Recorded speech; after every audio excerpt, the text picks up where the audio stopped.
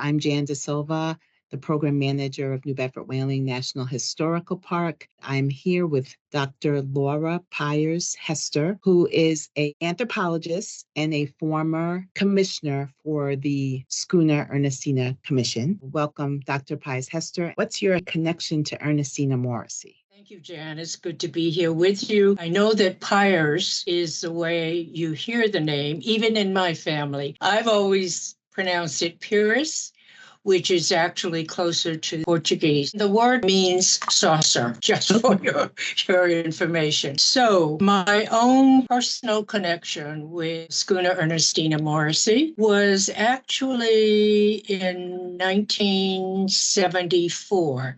Now, as a young Cape Verdean American growing up in Massachusetts, I knew about these schooners that go back 2 centuries at least, and I knew about them bringing people and cargo back and forth. They came very often to New Bedford or Providence. I knew the stories of people going, people coming over, and I also knew that my own father had come over in the early 1900s on a similar ship. My mother's parents had come over prior to that. I hadn't seen the actual Ernestina.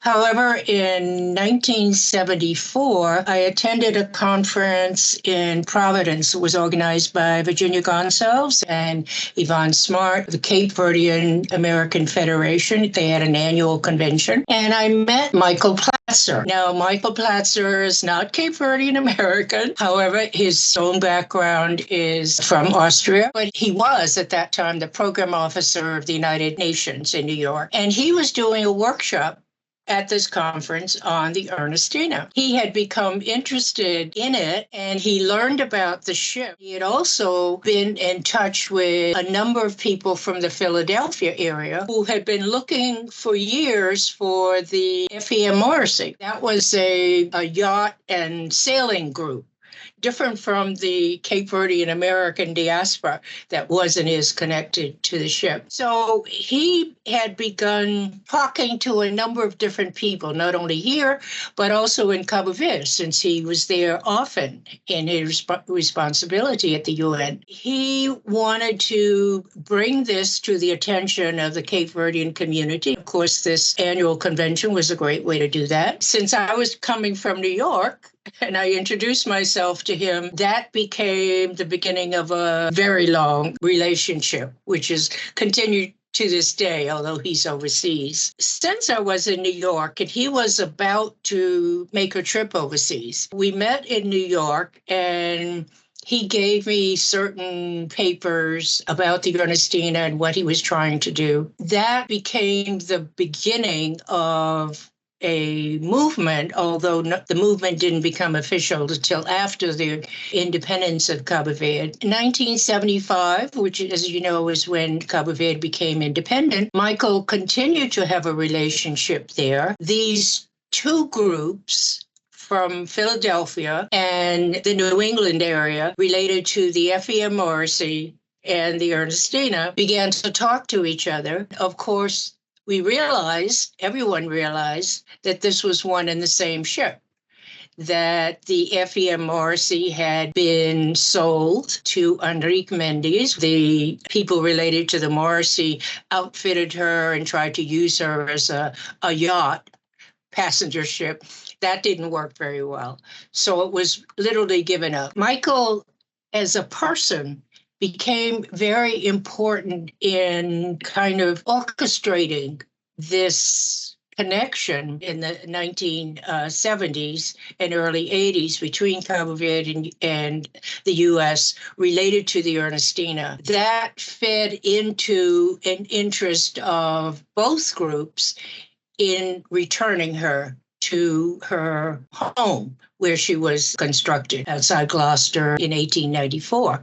In order to do that, we needed money. Cabo Verde needed to repair her while she was there. New President Aristide Pereira agreed it would be good for her to participate in the 1976 op sale. There was a lot of activity getting her ready to make that transatlantic voyage. That voyage did not go well. She was dismasted a few miles off Cabo Verde. Fortunately, no one was hurt or injured. That precipitated the setting up of our National Friends of Ernestina-Morrissey in conjunction with the National Maritime Historical Association, National Maritime Historical Society in New York. More people began to be interested in her being returned and being repatriated.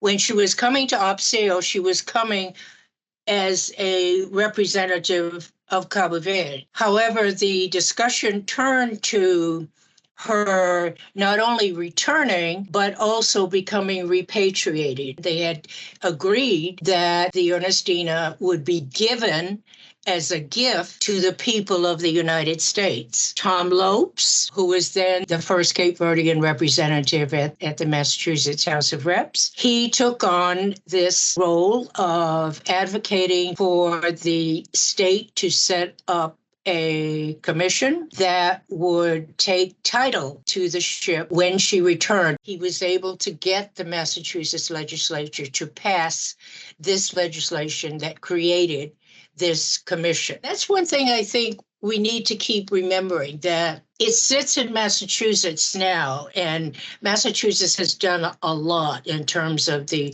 both public and private support. So it deserves the recognition and honor. The original gift was to the people of the United States to recognize the long-standing ties between Cabo Verde and the U.S., which go back 3 centuries. There was a consular office in Cabo Verde going back to 1815. We had Massachusetts set up the commission, and Cabo Verde was at work in repairing. We had set up the National Friends. We began to raise funds. We supported a shipwright over there. I was just looking back at the reports.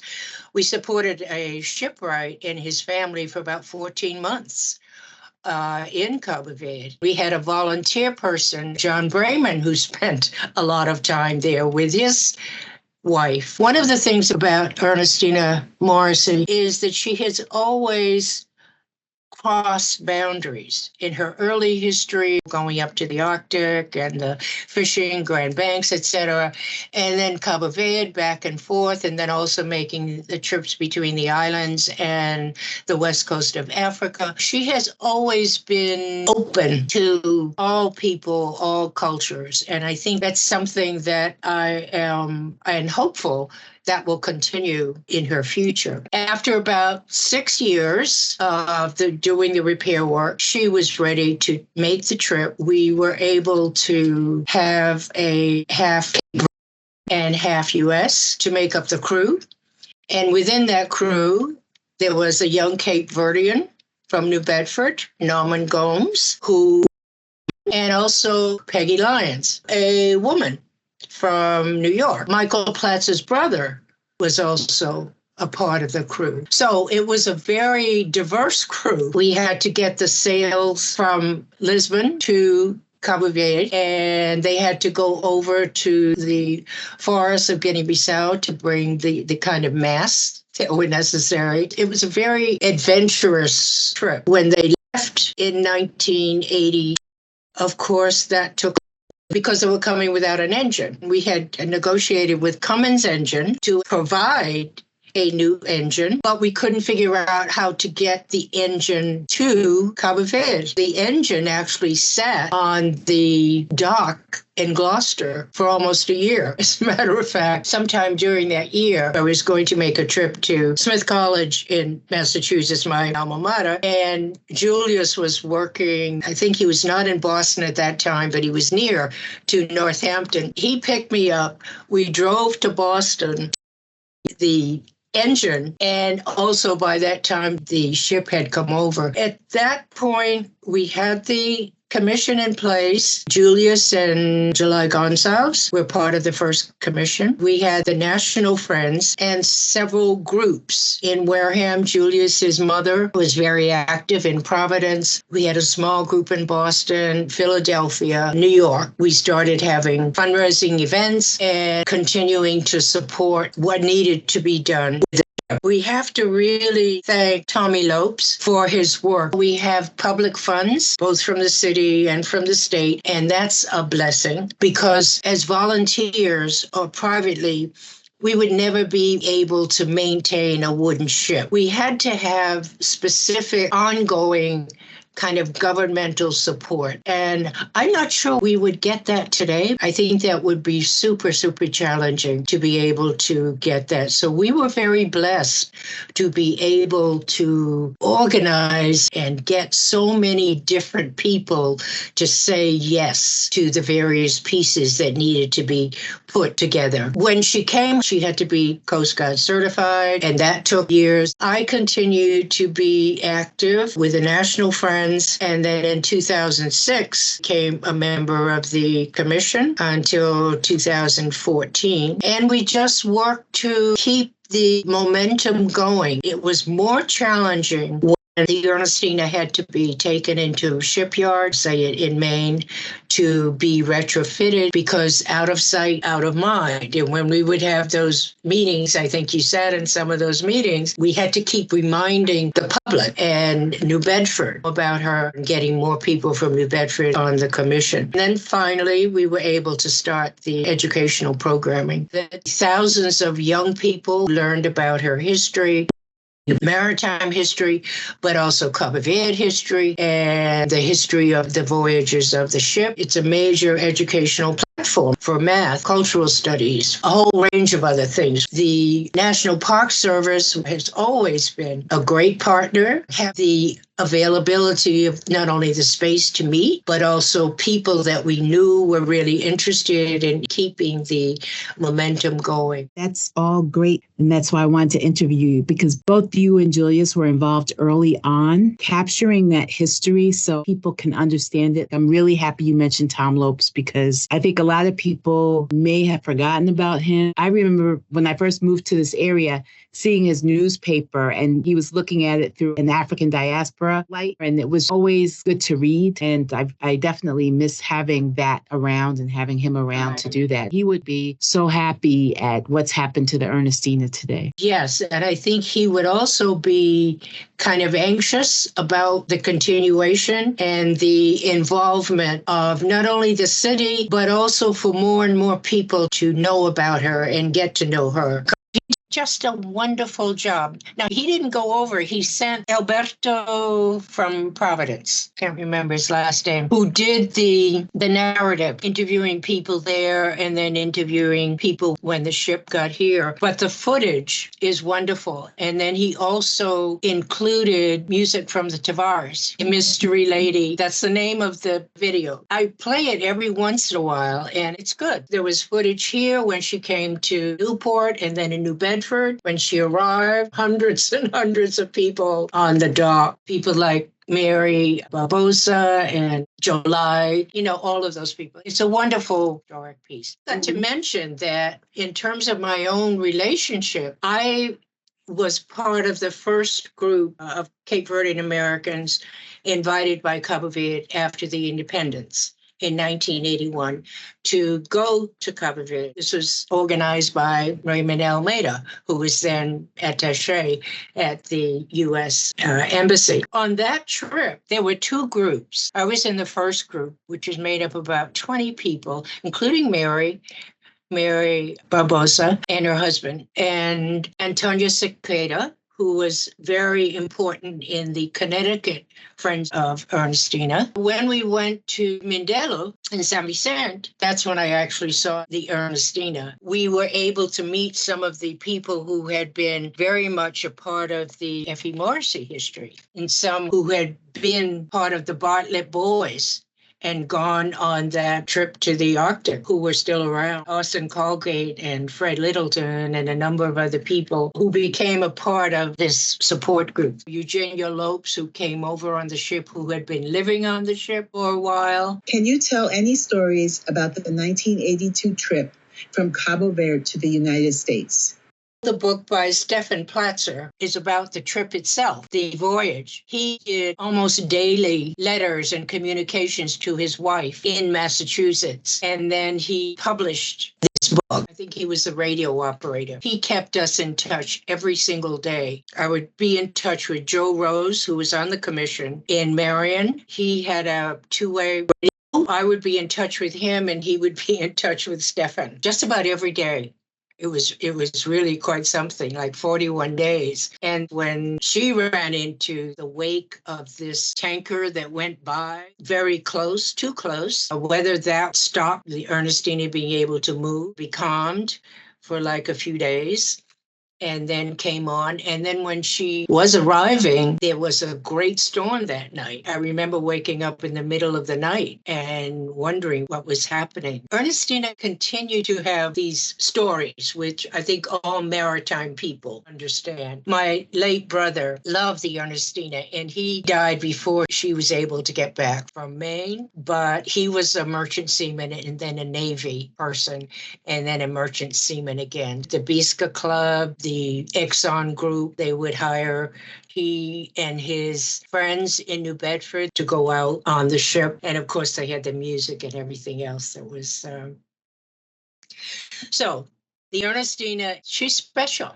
What do you see in the future for Ernestina? Well, my hope is that it will continue to be the unique educational platform that she can be. I am hoping that the Mass Maritime Academy plan is for her to be there for the academic year so that she's used for the cadets. I hope that the academy itself would be able to attract and recruit students of color. More students of color. I'm hoping that the public funding will continue to support it. And I'm also hoping that more and more of the younger generations, especially in New Bedford, because that is the home port when she came. Part of the agreement it was she would be the home port for summer and be used for educational purposes, working with the schools, working with other institutions, etc. That's going to require and ongoing support. And one of the things that I think is challenging is that because of this history, which has been stop and start again kind of thing, is that the younger generations in New Bedford, for example, of Cape Verdeans, Cape Verdean Americans, other people of color, etc., is not yet, I don't think, connected. And some of the older generations, like myself or the next one, haven't really been able to transfer or bring that up to date. And I think that's a big challenge. I know that SEMA, that's something that they have always had to work on. The further we get away from active history, like in the 80s and the 90s, I think the harder it is to keep churning that up, like the ocean, to keep moving. You get new waters replacing the old and the old goes out. I think that's a challenge, but that's my hope that history and up to the present day involves so many different people of all colors, of all economic backgrounds, academic backgrounds, ages, countries, and crossing boundaries. My hope is that kind of coalition of people, of human will and respect for our history, respect for our ancestors of all shapes and sizes and colors. I have to admit, that sounds great. The more I know about Ernestina, that she is a vessel for everybody and we all can learn something from it. I wonder about too, what do we lose when we don't keep the history in front of people? Right. Now, I think people do forget those kinds of things. That's the deadly part where you realize people's memories are not disappearing, but nobody's really talking about these things as much as they used to. I know there have been people saying that it should be something that belongs in the Cape Verdean community. Yes, that's true, but it has to be for everyone to be able to finance it. And Ernestina-Morrissey has to sail. It has to be an active ship. It That's has to one be of the active. things. When she came over in 1982, Captain Margaret Nascimento Lopes, Michael and I put our hands together, and that was our hope,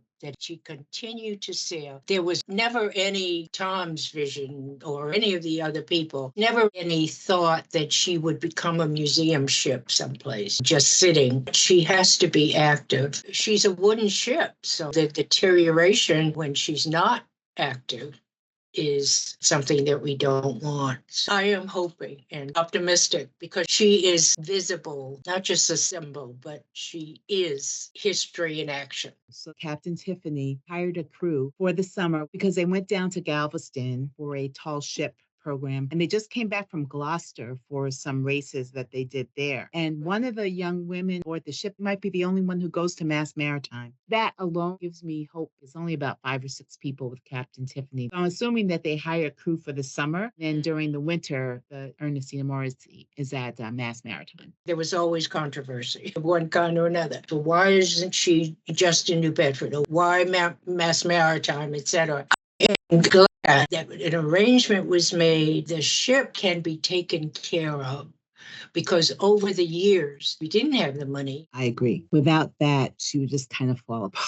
And you don't want that either. It's nice to be able to say that she provides hands-on education young sailors need to be able to go out into the ocean. Because now I'm thinking of all the people who are being trained to be captains of a wooden vessel. Like Captain Tiffany's the captain now. Like who's coming behind her to be the next captain? So these are the people who are doing that. And also the education that can take place in the summer, for example, for young people. Some of the teachers in the New Bedford area were just wonderful. And it wasn't just related to the maritime, but all their academic subjects and working together, which is super, super important. It is a great thing that we have our young people to learn. There's so much that the Ernestina can teach everyone. Really appreciate you taking the time to talk about your relationship with Ernestina Morrissey. Thank you for the interview.